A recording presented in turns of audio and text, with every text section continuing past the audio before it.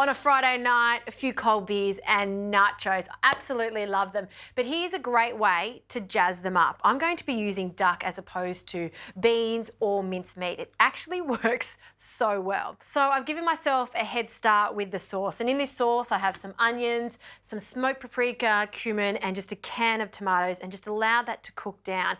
You can also add chili to this if you would like some spice.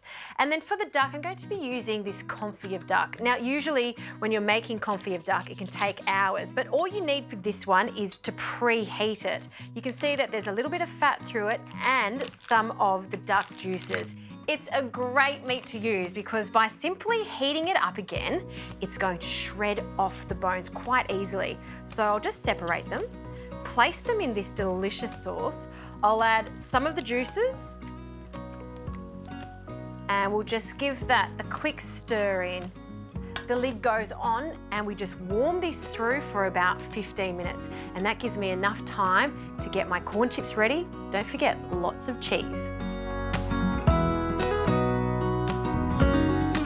Okay, the chips have come out of the oven. You can see the cheese has melted nicely, and then let's have a look at this gorgeous duck. Oh, it smells so good. The sauce is reduced, and this is what it's all about. See how you can easily shred the meat? This is what I'm after, that meltingly tender duck that's going to go so nicely with this spicy sauce.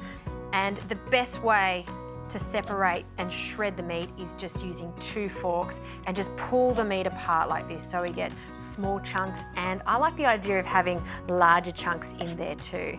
So last little bit, and then with a spoon just fold everything together. So let's top our cheesy corn chips with our delicious duck. A couple of generous spoonfuls over the top. And then you can't have nachos without a few more trimmings. So some guacamole, just a squeeze of lime juice, mix that together. And I like to dollop that in and around.